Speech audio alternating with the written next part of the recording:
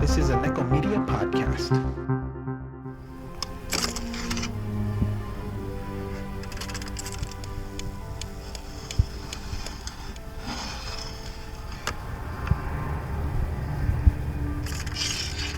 What's your pleasure, sir? Welcome to the show, Cinephiles and Cenobites, episode 15, Hooked on a Feeling. Just a heads up, I'll be taking off in the middle of the show. Texas and I are heading out to the Labyrinth for a weekend getaway. Be sure to check out episode 2. The Shankster, the Thriller, and the Blood Spiller. Why would I do that? Your segment was dedicated to 10 rules to surviving the weekend getaway that goes horribly wrong. And this is your first outing, right? Be careful, shit could hit the fan in an instant. What the fuck do you know? You're making my ass itch. Introduce yourself, fellas, before you make me mad.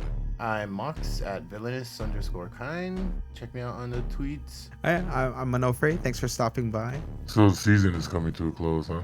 You guys going out with a bang? You're going out with a bang. Was that supposed to be a burn? I should be getting high fives or at least a handshake. No shake Ono's hand or attempt any high fives. Why not? I'm clean. You're the filthy one. Yeah, no joke. Let's go, jerk-offs. I ain't got time to waste. What up first? Well, we got Guardians of the Galaxy, Volume 2. It was visually stimulating. I feel like you say that just as something to say that's positive. That's the only thing you can say about Marvel movies. Visually Fuck stimulating. that, they're awesome. Oh. That's it. Oh, man. Except Logan. That was good. That was great. And not that visually stimulating. No, episode 13. No, but seriously, that's all you got visually stimulating? Yeah, what else is there to say about a Marvel movie?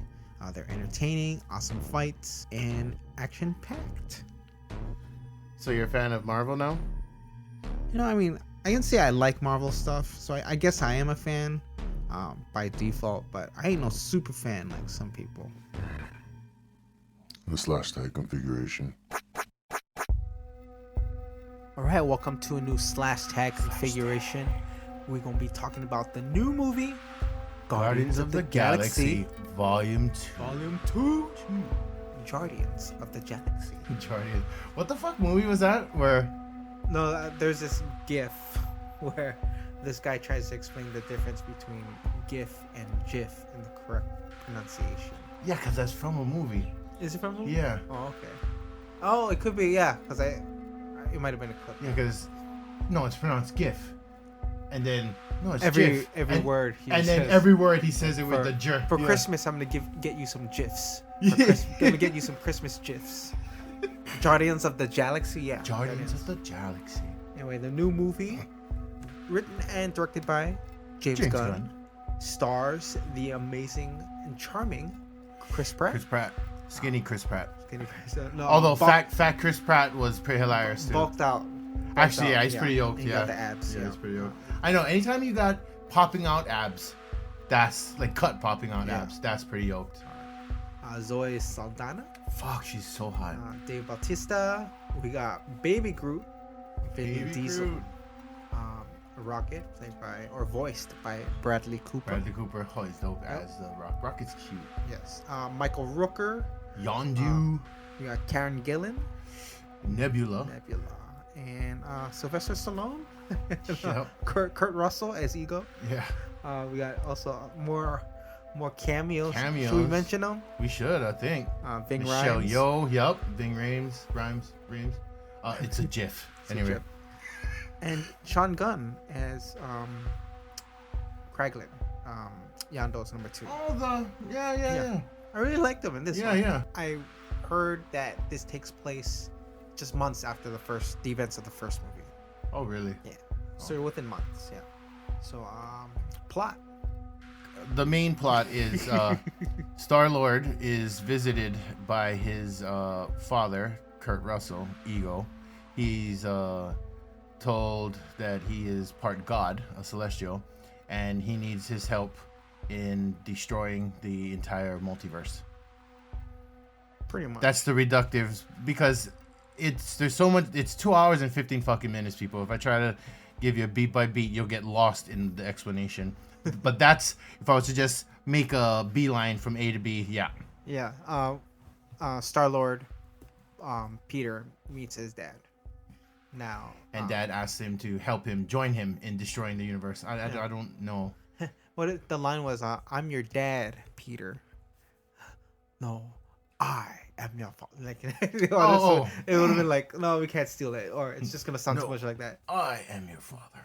Yeah, but yeah, so we get more backstory in this one with Peter Quill. So we know who his dad is, and yeah, he's made of pure light, like the mom said in the beginning, or in the first movie. Oh yeah. Yeah. Oh yeah. Yeah. See, Ono just saw it on Friday for the first time. Yeah. Weirdo. I haven't seen it in years, but yeah, I remember that. Then you're not a real fan. Then. 2 years ago, I saw it. Not a super fan like you. According to his definition of a fan of something is you gotta watch them every couple weeks. Just to refresh it. Ridiculous. But this one, I give this movie. This is best movie of the year. Like, it's Above Beauty and the Beast? Yes. Like, well, it's a close. It's close. Like, But this one still takes the top. I would say it's a tie. It's a tie. Yeah, it's a tie. Same spot for number one. I mean, it's lots more action. Awesome playlist.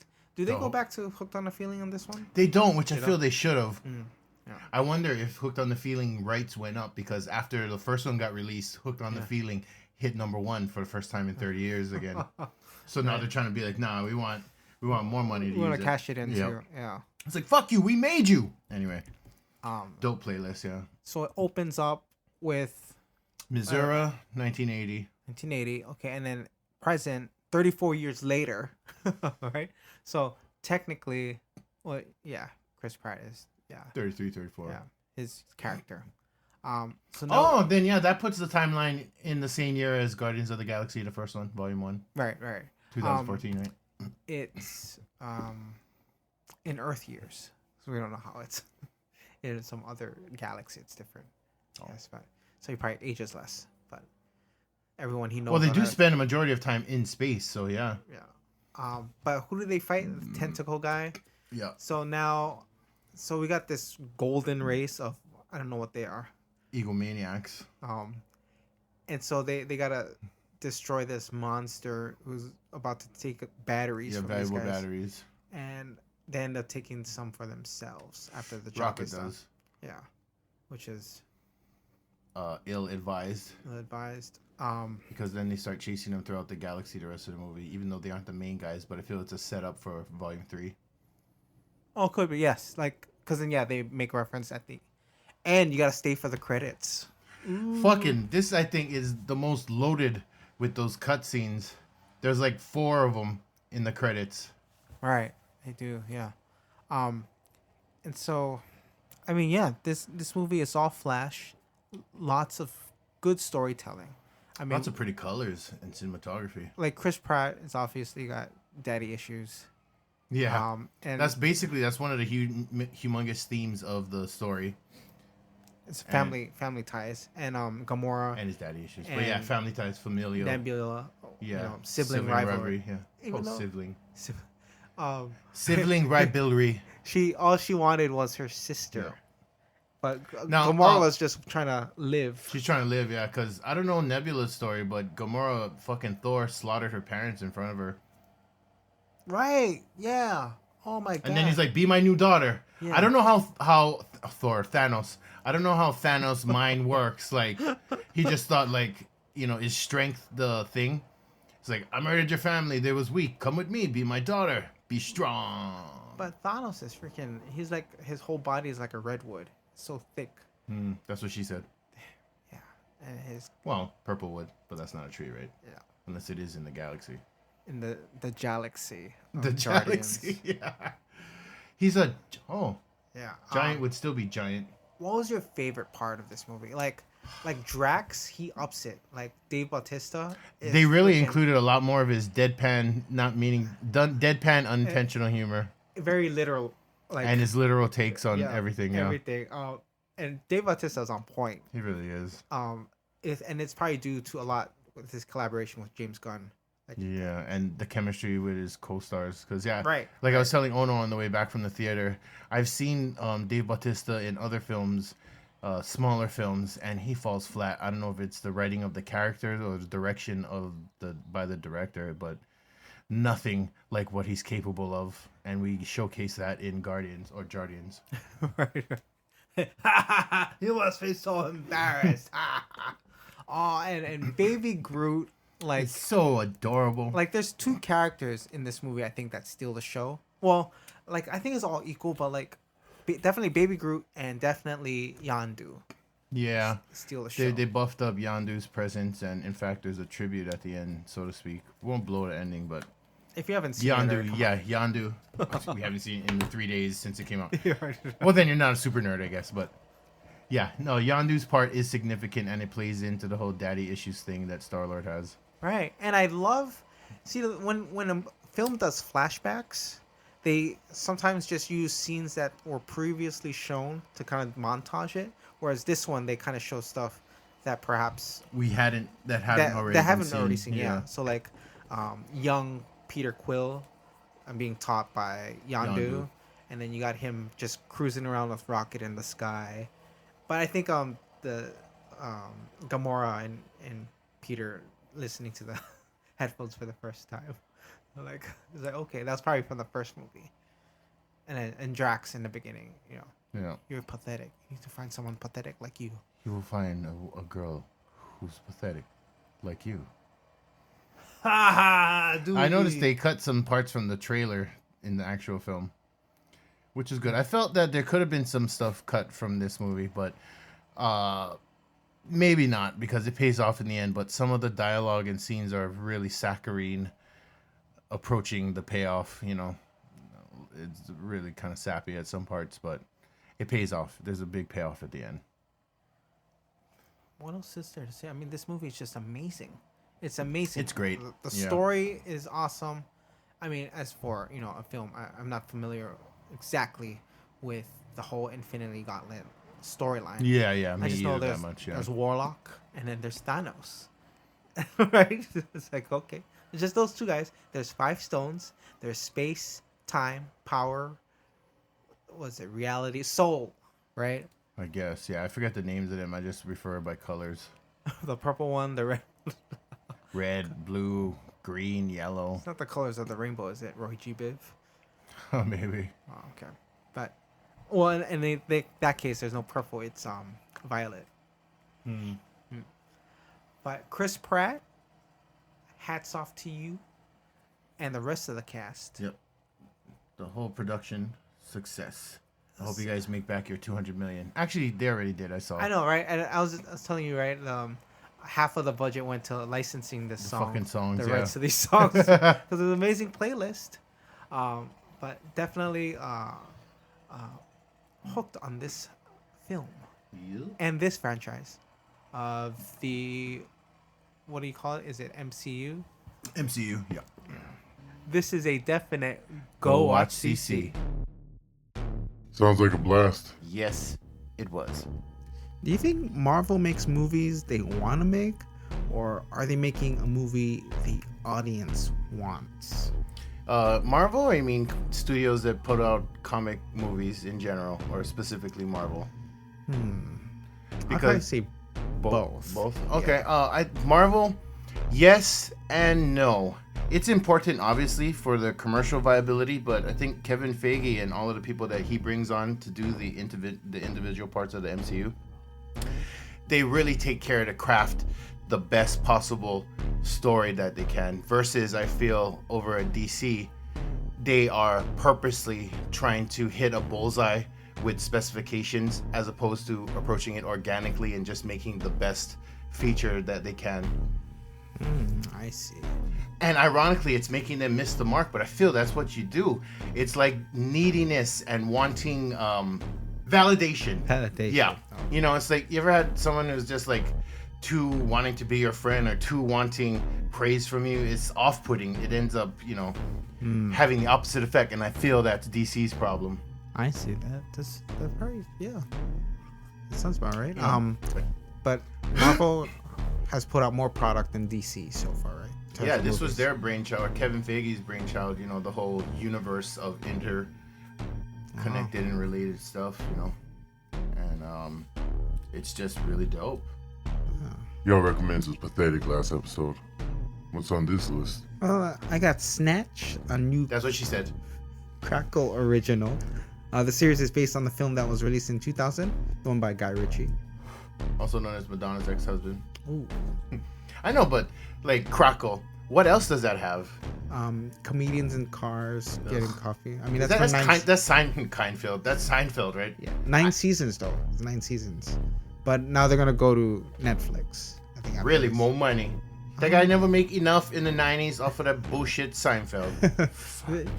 I have the Korean film The Handmaiden, which is available on Prime. It's by the dude who did Old Boy. They have lots of other original programming, and you choose this K-film? Shut the fuck up, Schrodes. You two are pushing it. Keep at it, you'll both be leaving there with missing limbs. Sure, Schrody. Sure. Kicking and streaming. All right, welcome to this kicking and streaming.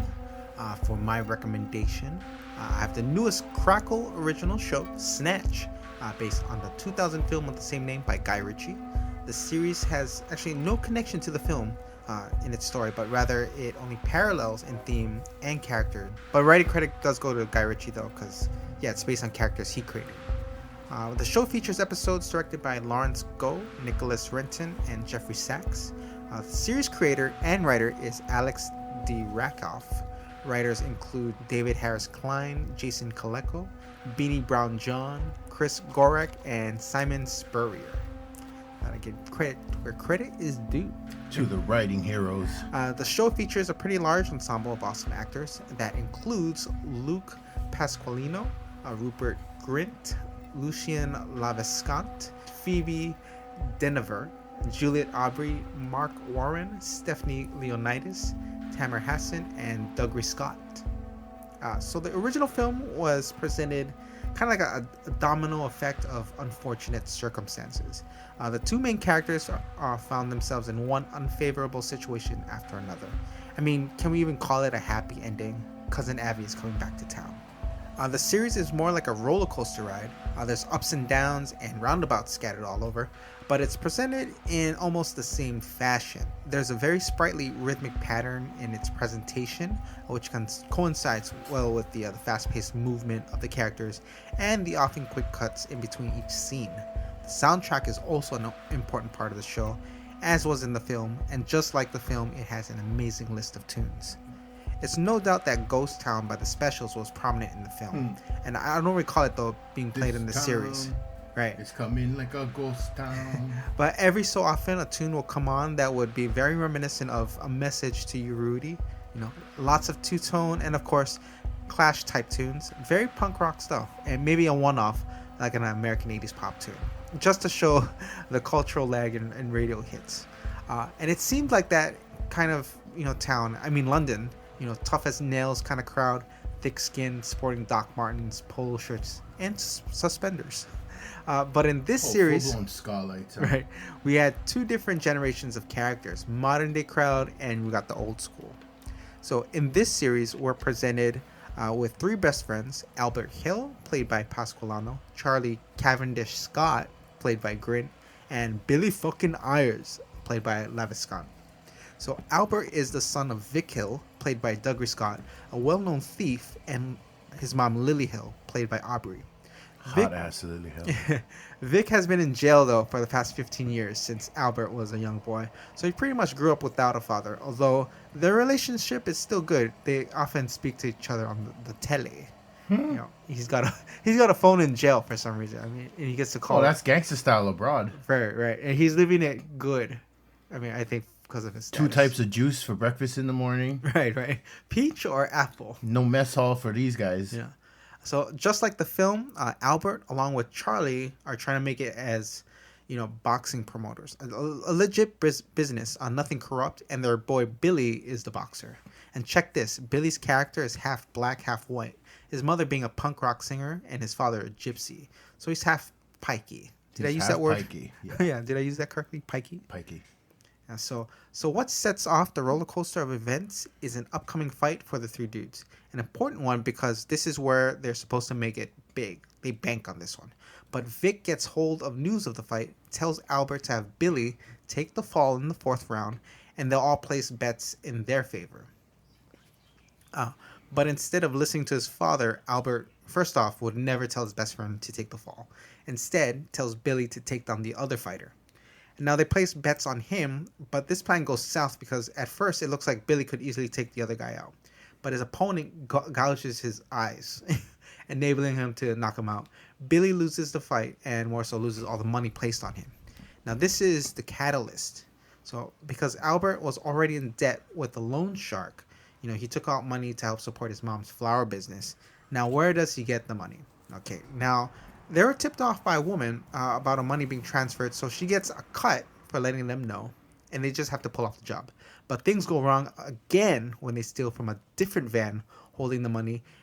Instead, they find gold. Now, they don't know whose gold it is. Like fucking gold bullion now. Yeah, gold bullion. Yeah, like Fort Knox. Yeah. Now, this creates more problems, and then the sudden roller coaster ups and downs, and it's just shit rolls downhill. But now this gold has history, and it becomes the main plot line for the rest of the series, up until the final episode. So I won't speak any more on the story because, along the ups and downs are some twists and turns, and most of it is surprising. But it's a fun show because it's like a gang of people doing heists every now and then, and a lot of the stories piecing together this group, and you're just getting to know the characters themselves, and the jobs they do are just a minor part of the story. So it's all character development. Great chemistry.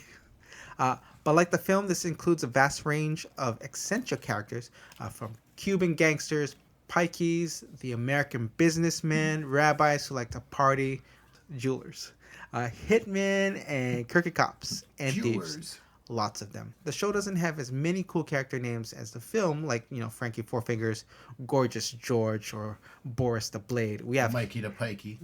We have Hate 'em All Henry, Vic Hill's right-hand man, and Billy fucking Ayers.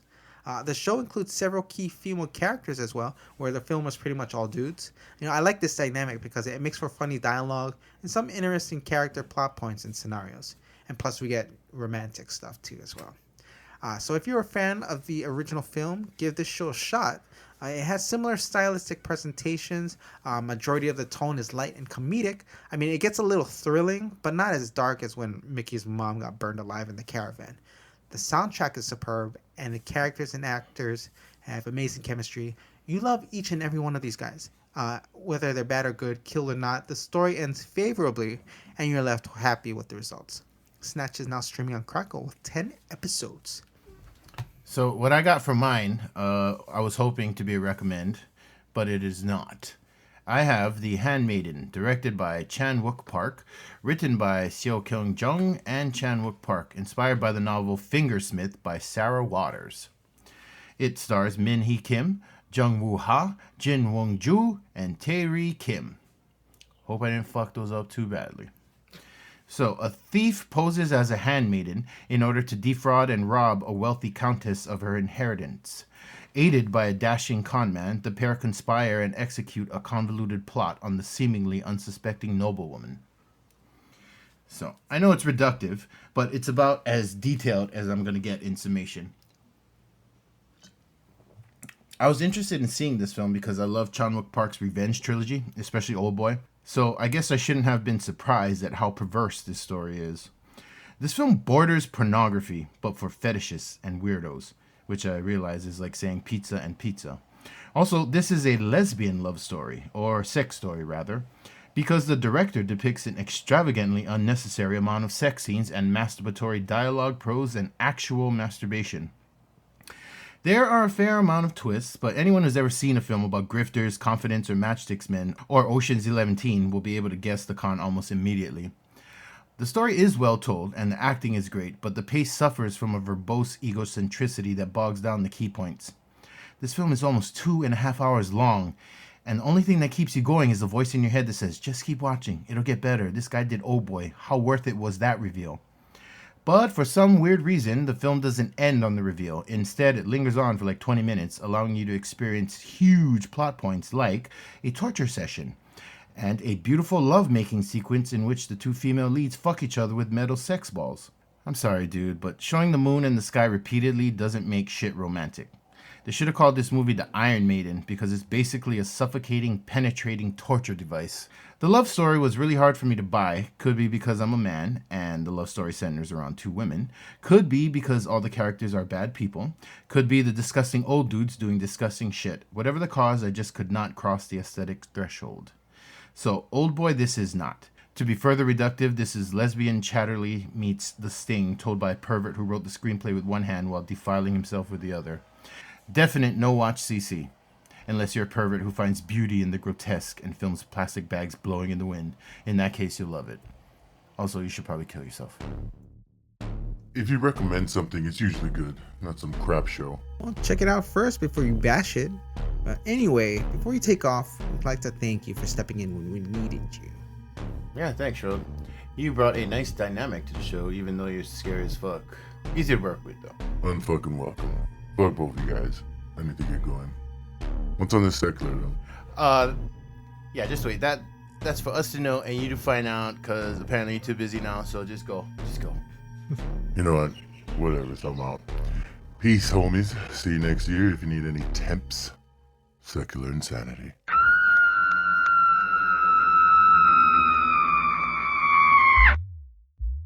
For this episode, Secular Insanity, I have Train to Busan, directed by Sang-ho Yoon, written by Jusuk Park and Sang-ho Yoon, starring Yu Gong, Soo-an Kim, and Dong-suk Ma. So, the story opens on Suk-woo, played by Yu Gong, a middle-level corporate manager, a father, and estranged husband on the eve of his daughter's birthday. He's been so busy with work that he rarely spends time with his daughter, Soo-an, and has missed important milestones like her singing recital, and fucked up on gifts, evidenced by his rebuying of a Nintendo Wii when he already bought her that for another occasion, which she hasn't even opened yet. Soo-an pleads with him to take her to see her mother for her birthday. That's the only thing she wants. But he doesn't have the time in his schedule, so he asks if he can just take her next week, the following week. But her sad eyes convince him to just be like, fuck it. Okay, I'll take you tomorrow, on your birthday for your birthday. So tomorrow comes, they hop on a train and set off on their way to take Soo-an to be with her mother. Unbeknownst to father and daughter, and every other unfortunate soul on the train, some virus plague thing has gotten loose and is running rampant in all the major cities around Korea, turning people into souped-up zombies. Now, the film's premise is basically generic, but the Korean take on it is kind of interesting.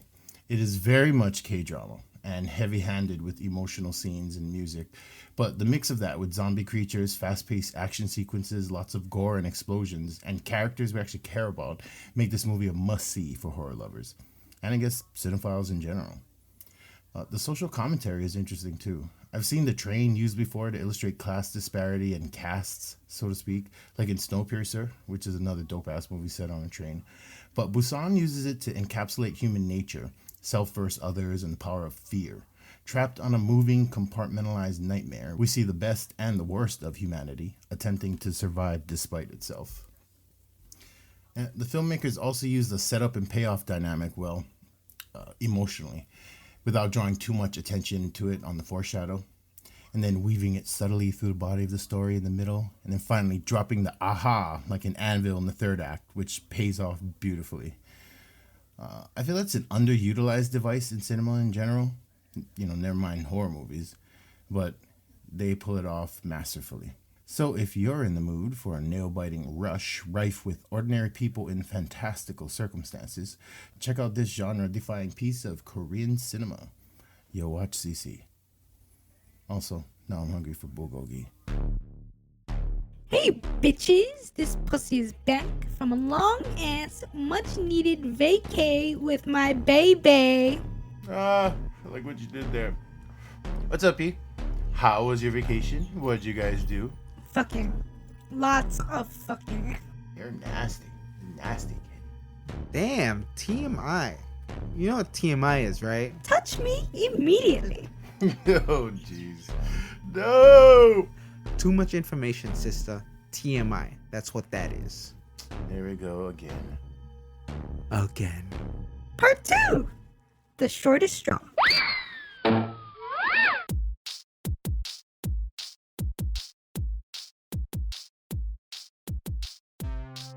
For this shortest straw, I have the 2012 short film Rhinos, written and directed by Shimi Marcus, and stars Fionn Walton and Eileen Tezel. So the film opens up with a woman walking at a brisk pace, holding her phone as it rings. She doesn't answer it and has total disregard for her surroundings. As she crosses the street without looking both ways, a car brakes hard in front of her, honking, but she ignores it. She finds a bench, sits on it aggressively. She's clearly angry and frustrated, and the first word she yells out, and this is the first word of the film, mind you, is arshhole, which is the German word for asshole. Got it? Good. Sitting on the bench is an Irish dude who was just reading a book on monkeys. He sees her crying and offers her a handkerchief. She explains to this guy that she's angry at arsehole, but she's speaking in German. He has no idea what she's saying, and vice versa. He asks her if she's here on holidays, which I'm guessing means on vacation. And she thinks he's asking her if she's, a conductor, because he's waving his arms all about while he's asking her. So we see that there's a definite language barrier between the two. But she says back in German that, yeah, she's there for the holidays. Now they introduce themselves to each other. The German woman is Ingrid, Irish guy is Thomas. I assume we're in Ireland because it's established that he's Irish and Ingrid's there on vacation. He's local, she ain't. Now Ingrid suggests to Thomas that they go do something together. Again, he doesn't know what she's saying and she's trying to get him to go. She accidentally knocks the book out of his hands. She picks it up and starts imitating a monkey because, he's reading on monkeys.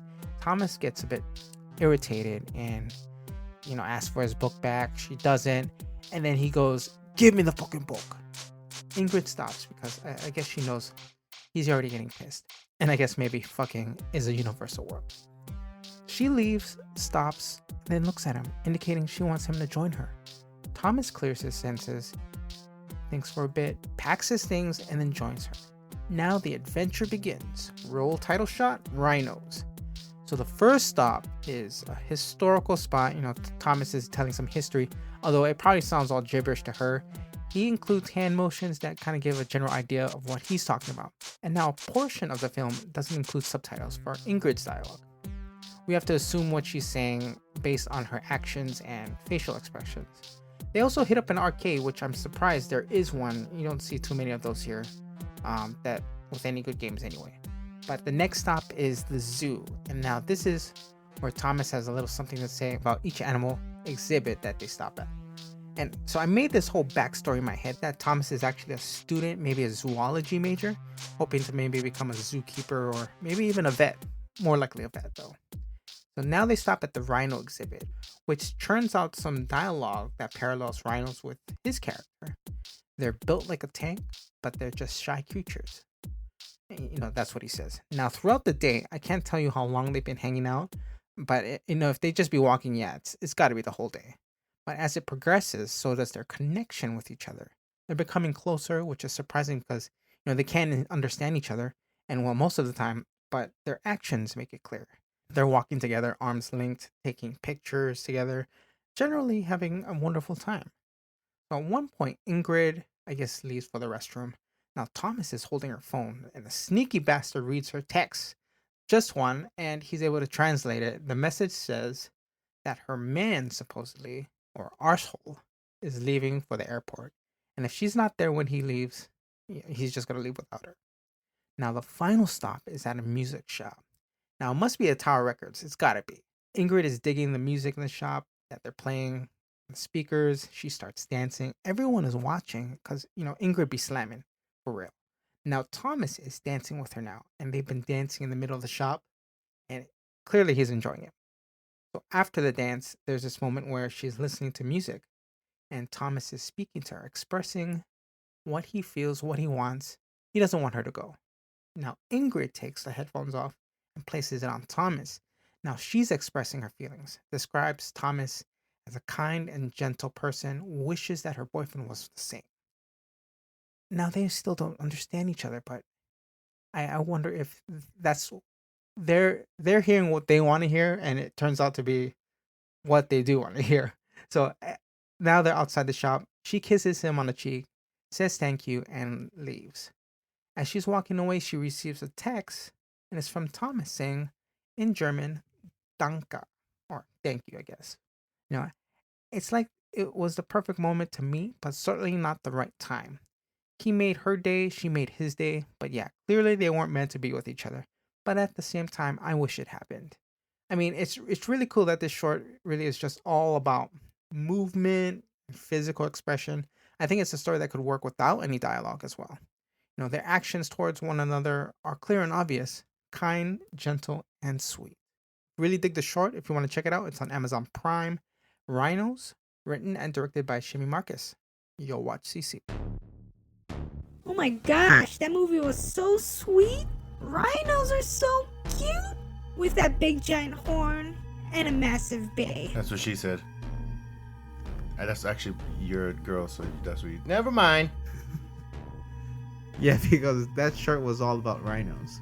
Can you guys believe that you went through a whole season of Cinephiles and Cenobites? 16 episodes? Almost. Not quite done yet, but yeah, it does kind of seem like yesterday when we released our first episode, so. Yeah, I know, right? Definitely a learning experience. And I feel like we used this season to kind of fine-tune our format. A lot has changed from what was originally intended for this podcast, and I think we can still work on improving this thing. Yeah, I think so too. I think our format has kind of remained, the segmented. A lot of what's changed is like the running times. We were initially shooting for like an hour. Just 1 right? hour. But Exactly 1 hour. Exactly 1 hour. And like dropping it on Mondays, first and fifth. So we're kind of reworking that. We're upping our Cenobites, from more than our original. In fact, I think we're matching 1 for 1 at least. Yeah, one weekly. Yeah, so I mean, basically we pay for that storage, and you don't get to roll it over. No, roll over, man. Yeah, it's fucking Chang. That's not racist. We're from Hawaii, and that Chang means stingy. Is that racist? I guess that could be racist. Anyway. I never heard of that. You've never heard that expression? No. Liar. Chang? No. Yeah, it's like, don't be Chang. That's what? Literally, he grew up up the road from me, and he's never heard that expression.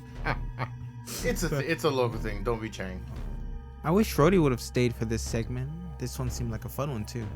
Yeah, but he and Texas had to race to the airport. They didn't want to miss their flight. They're flying United. And after everything that's happened, they're still booking flights with them? I heard that motherfucker got $9 million. The old dude. I'm like, fuck. Yeah. I was at first like, why wouldn't people get off the plane? Now I'll never move. I will force them to move me so that I can get injured. That incident had nothing to do with them, you or I. One friend described it as the perfect storm. And policies have changed, but as individual passengers and customers, the flying experience does not. Just don't fly with Allegiant. I didn't know that was a thing, but why not? What's Allegiant? Poor customer service, and they charge for everything. We stand with United. So what's next? I picked 3 movies I know Mox will love. Did you love them, Mox? Hell no. Schrody's Ladder.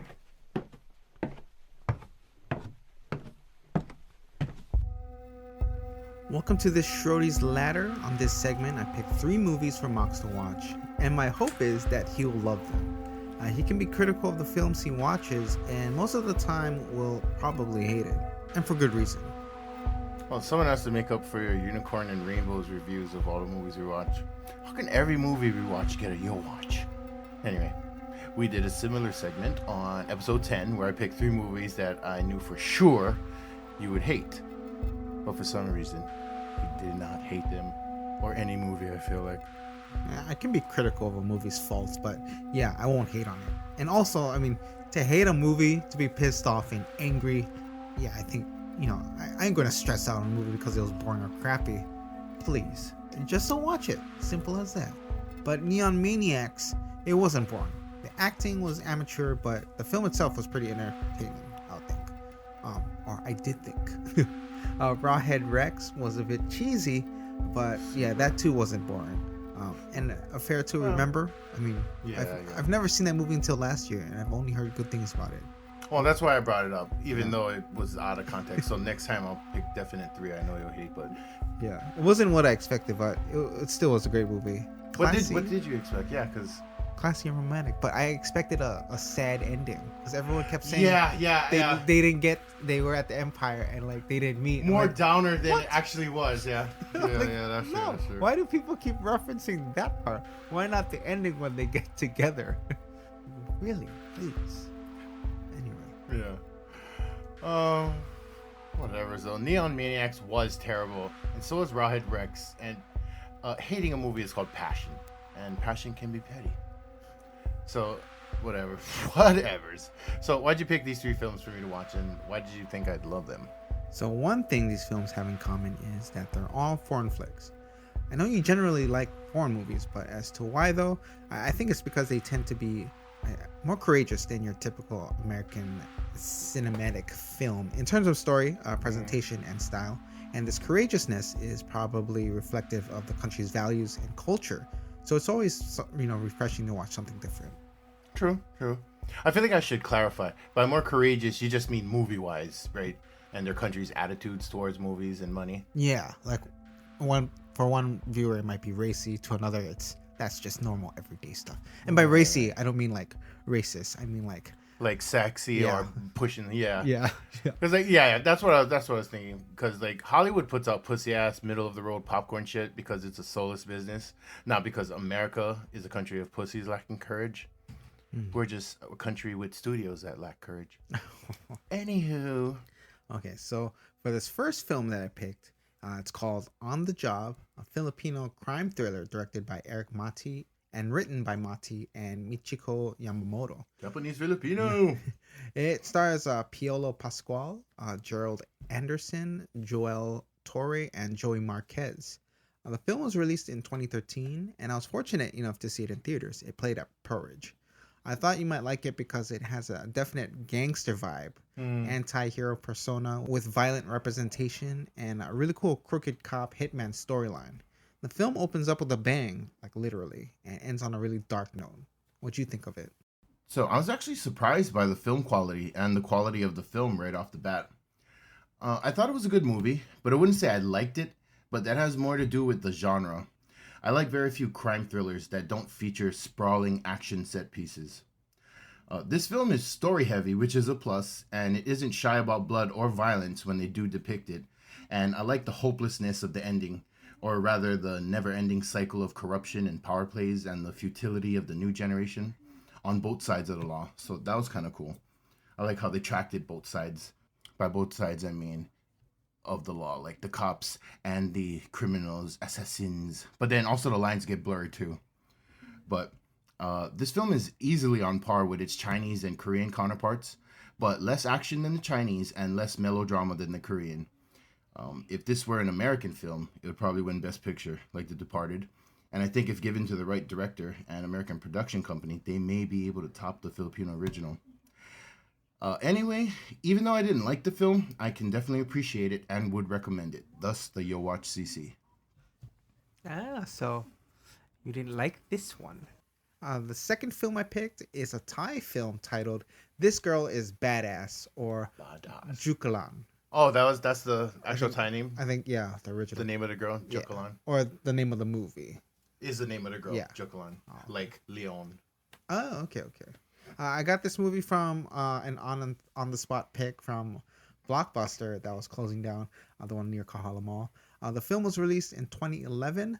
This film is a comedic action type film. It's a nice blend of the two genres, although I'd say it's more comedic than action, but overall an entertaining piece of cinema. The film is directed by Pechtai Wongkam-Lao and written by him and Pipat Jomko. You might be familiar of Wongkam-Lao as the actor. He had supporting roles in The Protector and Umbak, the Tony Jaa action flicks. My name is Punk Lao. I don't give the fuck. Wongkam-Lao did the funny parts, in those movies. I thought you might like This Girl is Badass because of its overtly exaggerated, plucky characters. Definitely. Yeah, minor, albeit cute, romantic subplot and dope action sequences. The choreography isn't too flashy, but it's fun to watch. And the leading woman, Jija Yanin of Raging Phoenix and Chocolate fame, is a delight to watch. She's charming, funny, and badass. What'd you think? I've actually seen another film by Wong Kam Lao, The Bodyguard. or something like that. The Bodyguard. yeah, Is that, it's called The that's Bodyguard. okay. And that had Tony Jaa. He did a small cameo a couple times where he popped up and asked if anyone saw his elephant. Plus, in that movie, I think he purposefully like defies the laws of physics. Like the car ramps up out of the parking garage, and then it cuts to the next scene where it just falls vertically straight onto a motorcyclist. And I just realized that like Operation Dumble Drop is basically The Protector and Ombak. Kind of, yeah. Actually, I like both movies. I'm not really an elephant guy, but both like portrayed the majesty of the animal and had special forces guys. So yeah, I initially was super skeptical of this movie. I wasn't feeling the opening action sequence, and I also hated the girl in Chocolate. Yeah. You seen that one, right? Yeah. And I actually hated Chocolate as a whole, not just her in it. Just ugh. This film's humor and outlandish supporting characters won me over. I mean, you can't help but be charmed. It's just so funny, and some of the guys is so poor thing. Right. Like, Yeah. oh, His jokes are pretty. Jesus. And This guy. oh, and the Thai language is kind of funny too. Like there's a lot of black, But and it's high pitched at some yeah. points. But do you think? Because when I hear it, I wonder if they're just exaggerating the language to be For funny. comedic effect? Yeah, comedic. Like, and then you got the Maybe. gangster. Like That you one just- was definitely purpose. like the high voice, the but high, like- yeah. like the rest of the language, like just like Well, emphasis on certain like I parts of think the words. so, but I think just the Thai language is kind of that way. Not quite as screamy as Chinese, but like even in the Raid. Yeah. Oh, by the way, they're doing an American remake of the Raid. You can't make it. Dude, It was it's already gonna an American director. How can you? Right. Well, was it? I know his name is English, but Well, oh yeah, I don't know if he's American. yeah, He's a white dude. He's though. a white dude, yeah. But no, I'm talking the Raid, and it's gonna have like fucking Ryan Reynolds, and you know, it's gonna be dope. It's gonna be like fucking Expendables, but with A-list guys who's not over 50. Wow.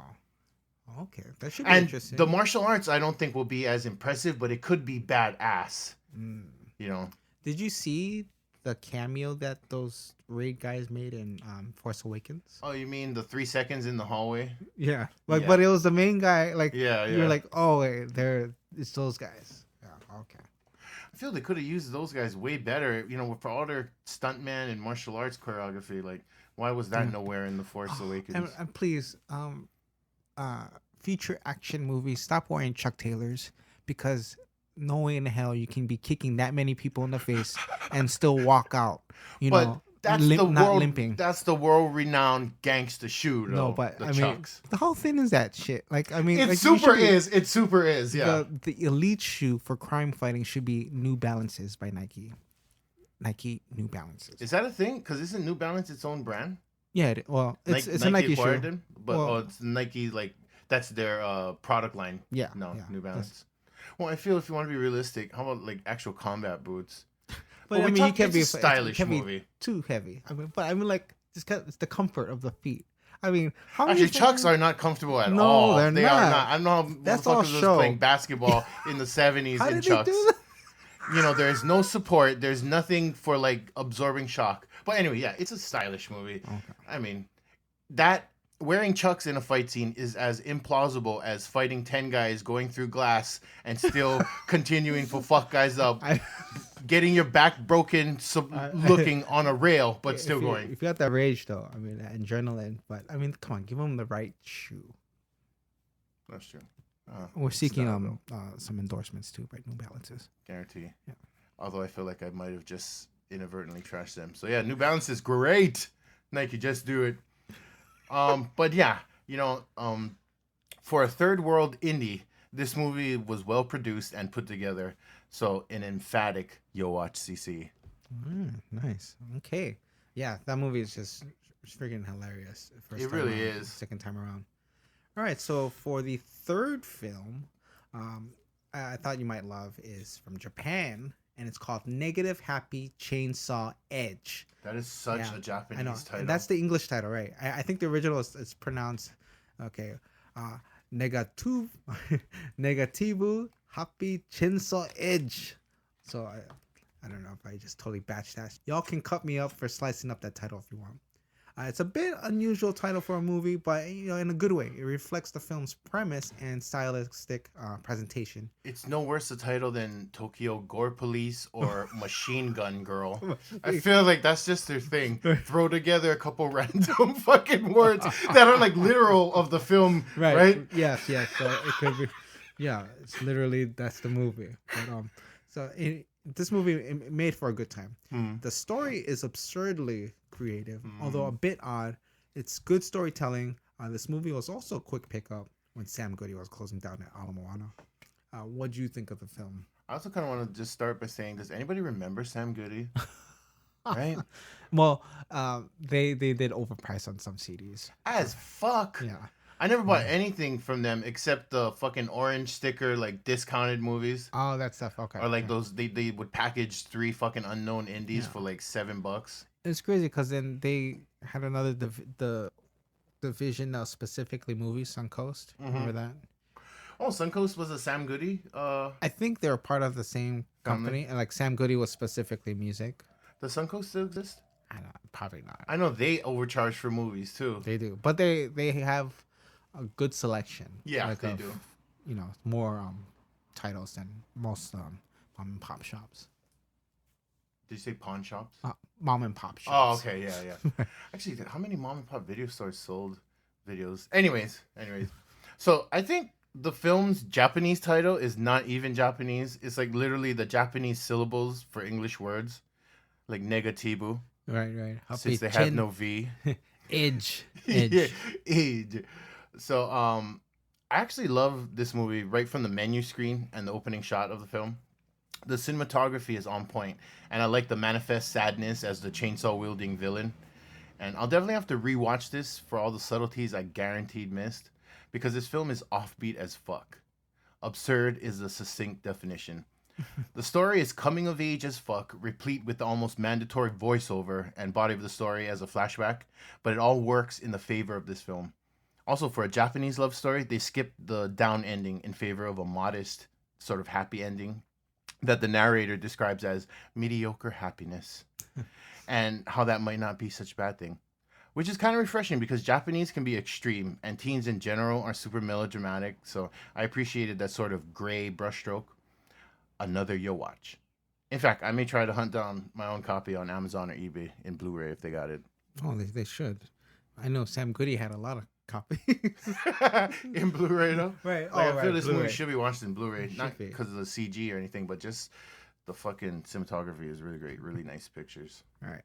And the girl's super hot. What's her name? The main girl. Megumi Seki. All right. Well, these 3 movies, On the Job, This Girl is Badass, and Negative Happy Chainsaw Edge, all Yo Watch CC. Check them out if you haven't already. And you own these movies on? Well, yes, I do. What else movies do you have? Well, check out my account on filmaf.com. I don't know if you guys ever had an account with DVD Aficionado. It's the same site. Is AF aficionado? Because I thought it stand for like as fuck. Like filmasfuck.com for Cinebite, cinephiles. No. Aficionado. Well, I got time to burn. I'll probably check it out. What's on this Channel 6? Top anime films, not series. Films! The longevity of some of these series is baffling. On Crunchyroll, some series go up to like 500 episodes. Fucking Naruto. Oh, did you check out any of Attack on Titan Season 2? Nah, man, I'm still working on finishing Berserk, but I might need to refresh on Season 1. Good stuff, though. Guts. Your Dreamcast was weak sauce. You know who should play Mikasa? Who? Kaya Scodelario. Maze Runner? Isn't she white? Mikasa is half white. Yeah, but like the Scaladario or whatever, she's like full white though, right? She's hot though. She betrays them. It is true. And you know I'm right. The 706. The box. We came. Now you must come with us. Taste our pleasures. All right, we're going to be talking about live action remakes we want seen done. Of Japanese anime. Anime films. Originally done anime movies. We grew up with these movies, and we'd love, after with Ghost in the Shell, I want to see what Hollywood would do with these ones. I want to see Hollywood make these movies actually. So Just get James Mangold on every project, please. And Drew Goddard. all right. So before we get started, if you hear this, our picks are different. And if you hear this, it means our picks are the same. Live Top action. 6 live action Japanese anime remake. Go! All right. So at number 6, I have Ninja Scroll. If That it- low? Yes. Well, out of this list, this was the last movie I saw. Like, I saw this in my 20s, so I didn't see this one as a Oh, kid. I son. was in college when I saw this, and That's rough. You live like only like literally up the street from me. Shit came down, so he was partying this since 93, 94. when I first saw it, I was like, "What the hell? This this movie is amazing." It's Which like is- everything I want in a movie. and I think this is like the bar for like just demons and ninjas and just bloody. I thought I seen it all, but I didn't see this one. No. I didn't. And you know, Ninja Scroll is basically a ripoff of Basilisk and the Ninja Scrolls, but it's still great. Oh, okay, I didn't see any of those. But Ninja Scroll, they could with how they make creatures. The Five Devils of Kimono. God, and this is straight up like this would bank if you want to make millions. Remake Ninja Scroll. Cast them white if you like. I don't care. All right. Still dope. Still dope. If it's got demons and blood and ninjas, well, just one ninja, then it'd still be amazing. Okay, so my number 6 is Blood the Last Vampire. Didn't they already make? Oh, you want to be another like an American remake? I want another one. That one was a Japanese remake, I think, or some partnership. It was fucking terrible. The vampires, I don't even know. Yeah. They looked like gargoyles. It was terrible. The anime was good though. The anime was great, yeah. Also, they cast like a Japanese or an Asian looking girl. Just cast a white girl, please. Right. Do it correct. Cast a white girl. All right, well, we'll just get Underworld again. Oh, Underworld was good until they brought in fucking... Theo James. Yes. Number 5, Golgo 13, The Professional. Well, there are several movies, but Golgo 13, that dude. That started it off, yeah. There was also a series. Yes, there was, but they really don't have to make a remake. You can just watch Leon. Yeah. That'll be the But now you can Italian watch version. Japanese Leon. Oh yeah, Japanese. He's more charming. He always gets the woman, Yeah, Go-Go 13 is closer to James Bond than Leon. yeah, he probably thrown some parkour there if you wanted to. I just have the whole beginning part of Casino Royale in there. That was dope. That made the movie to me. I mean, that set the tone. So it could be a cross between James Bond and Leon and Assassins. Starring Assassins could have been good. yeah. But yeah, Golgo 13. Yeah. Definitely one really good anime that scared me because they had the characters gold and silver for that one. It was kind of like battle royale-ish where they sent 2 guys into the jungle with nothing and they just left with like a whole island full of corpses with that particular movie. That's the only one I've seen so far though. For my 5, I have Cowboy Bebop. Who would be your Spike? Fuck. Nathan Fillion if you were younger. Because I feel this is just Japanese Firefly. Oh, it could be. Right, it is, basically. I mean, they're just looking for a job. They're fucking space cowboys and shit, bounty hunters. Yeah, space. Actually, Firefly had a better story than Cowboy Bebop, but actually what the animation, did was great. The jazz backgrounds, They made and it the more fight scenes. gangstery, whereas I think Firefly was more Westerny, yeah. Frontier, Yeah, Cowboy Bebop, yeah. They were less space cowboys. It did have an urban feel, like if you can imagine outer space as an urban kind of deal. But they do recognize and point out that outer space and the space realms are like the Wild West. Right. But yeah, these guys definitely had an urban feel. But yeah, I would love to see that. Nathan Fillion as Spike. We got A little old by now and fat. He's getting a little Bell Peppers old with in the beef tooth. and no beef. Number 4, I have Wicked City. Oh, Yeah. this will never. And if it does get made live action by Americans, they're gonna cut out the coolest parts.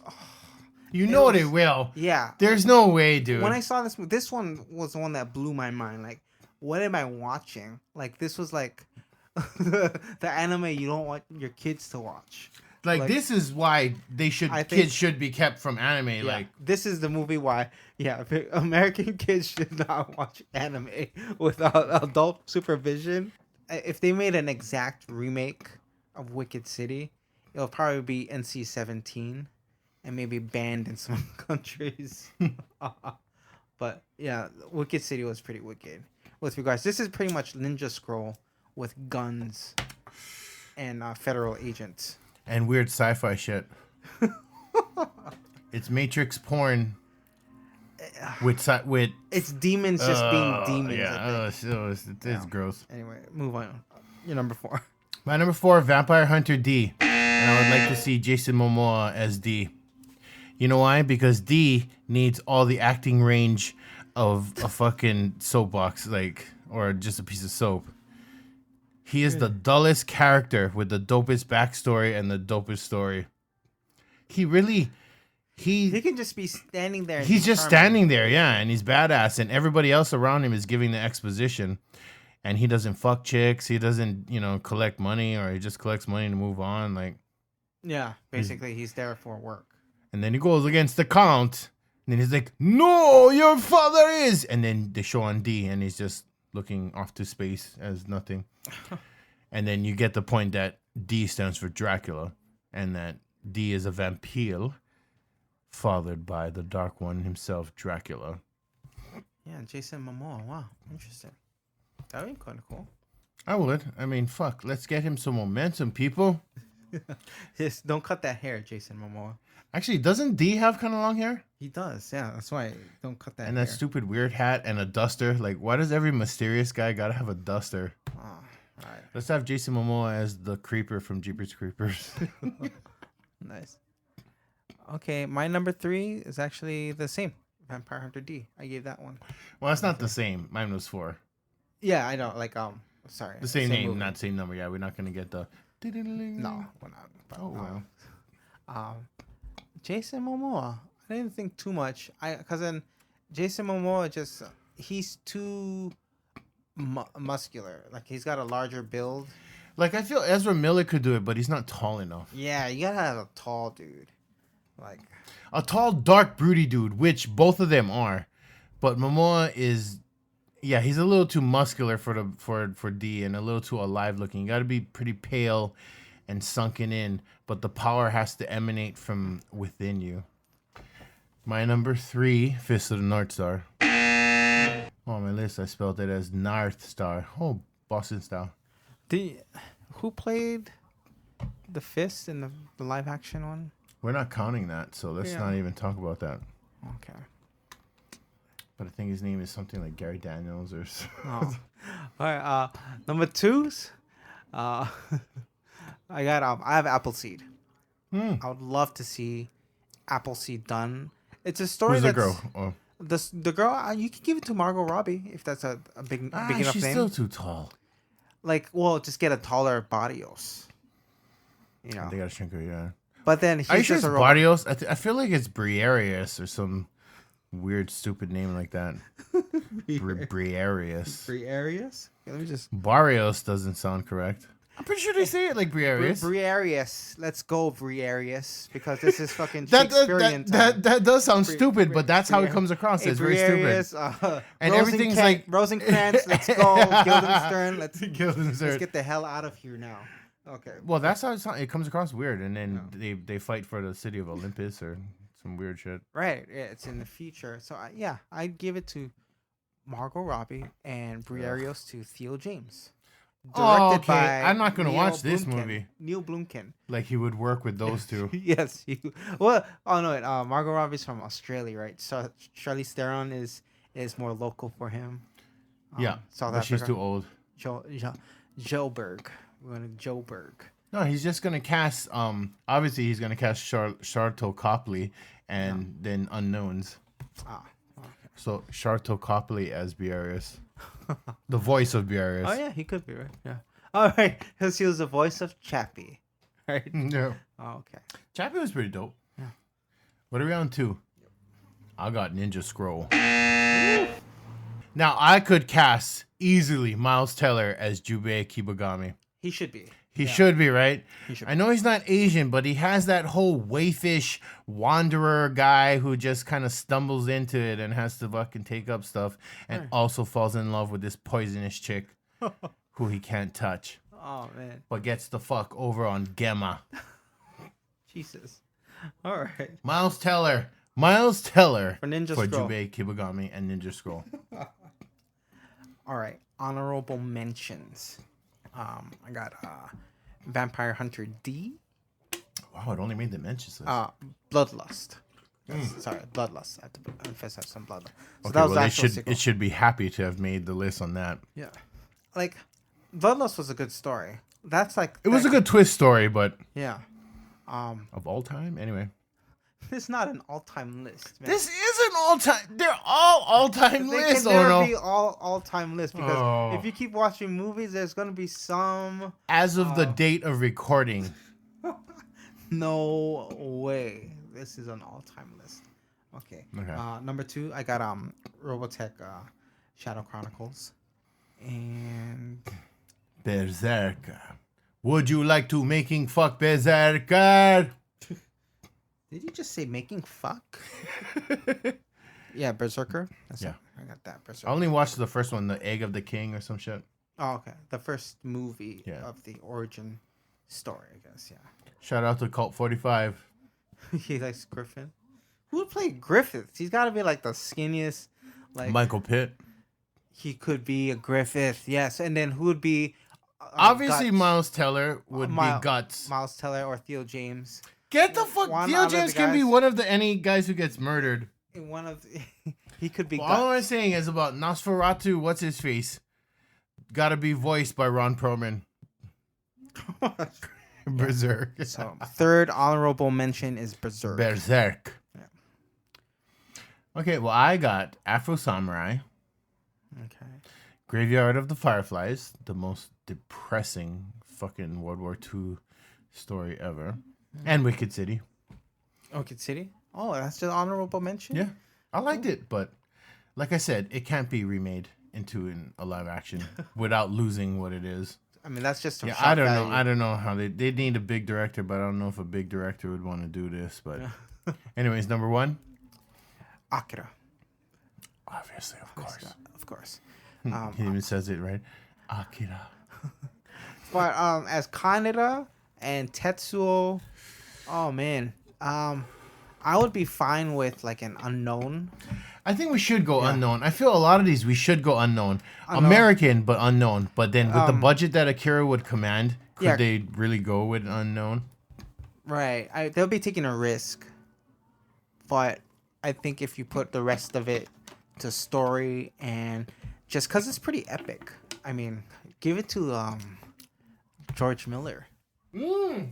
That's exactly what I was thinking. Actually, like it reminded me of Mad Max, Like, but you could in an totally urban give it- city. yeah. Yeah.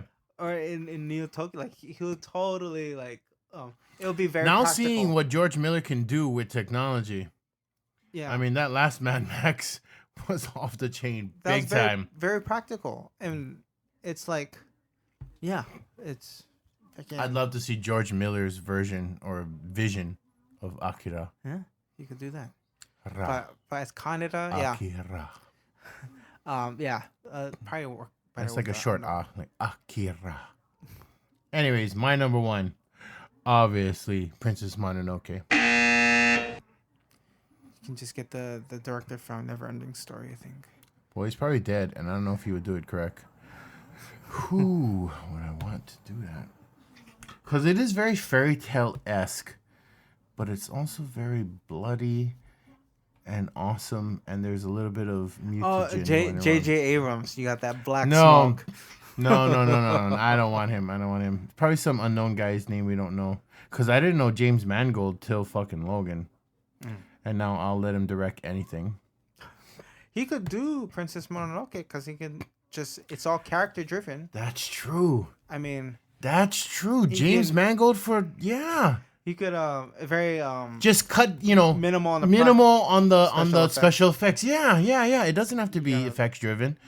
And Princess Mononoke, you got it. Because it is a character-driven movie about weird stuff about the forest spirit and pigs and all of that. But yeah. If you want to have Ang Lee just do it, and it was just You know what? Ang Lee could do it. Ang Lee could do it too. He could totally do it. He's less raw than Mangold's Or Logan. M. Night Shyamalan, and you just have a twist. Now you're just ending. getting stupid. No, he get Now that you're twist. just no. He'll reveal what that black smoke is at the end and realize, wait, it is just black smoke. There's no twist.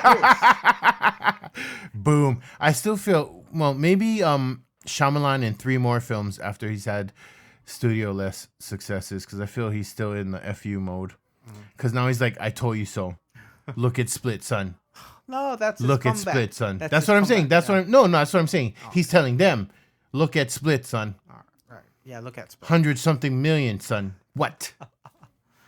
I don't want an angry director on Princess Mononoke. Well, Ang Lee or James Mangold? because this is just social commentary on like pollution, right? Split?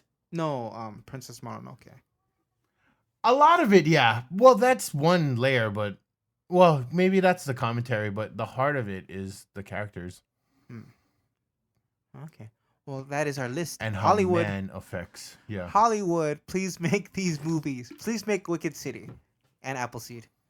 But you don't have to watch Yes. Appleseed, just watch Chappie then. And Basically, doesn't Chappie look a little like Briareus? no, that's who he was based on. Not. Yeah, the Oh, ears.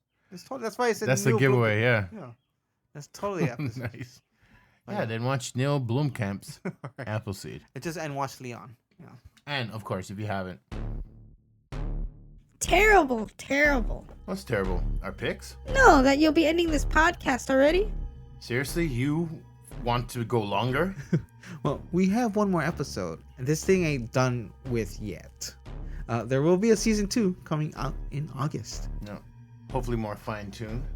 We'll have Cinebites scattered throughout the summer, OBS, and a more organized format, like I was saying, come season 2. So stick with us. It'll be fun, probably. If that's the case, let's get on with this shit. Mama needs some burritos. You and your burritos.